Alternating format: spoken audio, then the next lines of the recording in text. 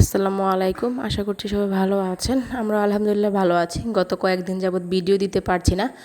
তার একটা কারণ হচ্ছে আমার বোনের হঠাৎ করে বিয়ে ঠিক হয়ে যায়। আমরা একটু বাড়িতে ছিলাম, আমি অসুস্থ ছিলাম, তো আমি আর কি ভিডিও এভাবে দিতে পারছি না। তো চলে আসছি গ্রামের বাড়িতে। এই তো হচ্ছে হুট করে সব আয়োজন, মানে আজকে হচ্ছে গায়ে হলুদ, আজকের দিন সকাল থেকে হচ্ছে আমাদের আয়োজনটা শুরু হয়। ওইভাবে আমরা ওই আনন্দটা আর কি করতে পারি না, সব কিছু গোছগাছ করতে পারি না। তো যতটা সম্ভব পেরেছি আমরা ততটাই করতেছি আর কি।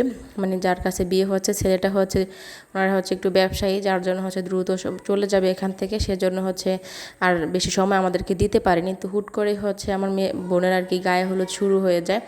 আর আমি হচ্ছে গায়ে হলুদের আগের দিন রাতে আসছিলাম, তো একা একা হাতে তো আর সব কিছু করতে পারি না, যেহেতু আমাদের বড় ভাই নেই, আমরা 3 বোন, যার জন্য হচ্ছে আমার আব্বুকে একা হাতে সব কিছু সামলাতে হয় আর কি। আর গ্রামের বিয়েতে কিন্তু অনেক আয়োজন হয়, অনেক মজাও লাগে, কেননা গ্রামের বিয়েতে দেখা যায় খুব আত্মীয় না হলেও পাশের বাসার প্রতিবেশী বা যারাই হোক সবাই কিন্তু আপনাকে কাজে হেল্প করবে, এই আর কি। তো এই তো যতটা পারছি আমরা করেছি, ওইরকম আয়োজন ছিল না, তারপরেও আমরা আমাদের মতো করার চেষ্টা করেছি। এখানে হচ্ছে আমার বোনকে হচ্ছে সাজানো শেষ, এটা হচ্ছে আমাদের নিজেদের বাসা, মানে এখানে আমরা থাকি না আর কি, যখন কোনো অনুষ্ঠান হয় তখনই আসা হয়। তো এই তো রেডি করার পর হচ্ছে আমার বোনকে নিয়ে যাওয়া হচ্ছে স্টেজে আর কি। খুব ছোট করে আমরা অনুষ্ঠানটা ঘরোয়াভাবে করব, কিন্তু তারপরেও আমাদের বাড়ির সব মানুষ এখানে অবশ্যই থাকবে, শুধু যে ঘরোয়াভাবে তা না, মানে একদিনে আমরা যতটা পেরেছি আর কি ততটার আয়োজন করেছি, এই আর কি। সত্যি কথা বলতে বড় একটা ভাই থাকলে হয়তো অনেক কিছু চিন্তাভাবনা করতে হয় না। আর আমিও হুট করে এসেছি, আমাদের হাতেও সময় ছিল না। আর তাড়াতাড়ি যে কোনো বিয়ের যখন সিদ্ধান্ত হয়ে যায় তখন কিন্তু আপনার দেরি করা ভালো না, শুভ কাজ যেহেতু। এটা হচ্ছে আমার মেজো বোন, তো ওরই হচ্ছে বিয়ে।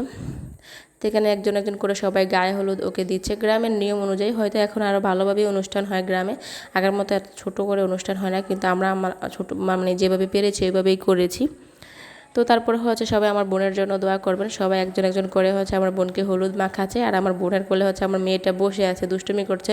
ও তো বুঝতেই পারছে না যে কি হচ্ছে ওর আন্টির সাথে, এই আর কি। তো একজন একজন করে আমার জ্যাঠা চাচারা, তারপর আমার আব্বু আম্মু সবাই আর কি শুরু করে গায়ে হলুদ মাখাচ্ছে। গ্রামের এই নিয়ম আর কি, গ্রামের কিন্তু অনেক নিয়ম থাকে, তো এই নিয়মগুলো আর কি সবাই মিলে পালন করছে আর কি।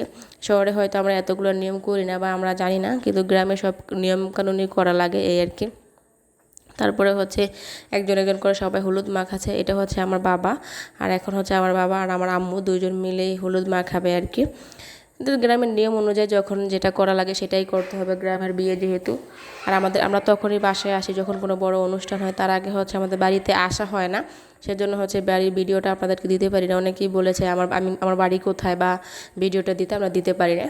এখানে গান বাজনা একটু হবে আর কি, মোটামুটি করে চেষ্টা করেছি আর কি করার জন্য। তো গান শেষ করার পরে হচ্ছে এটাই হচ্ছে আমাদের হলুদের আজকে সাদামাটা অনুষ্ঠান। রান্না করা হয়েছিল বিরিয়ানি, ওইটা আমি আর কি ভিডিও করতে পারিনি, যতটা পেরেছি করেছি। ভিডিওটা ভালো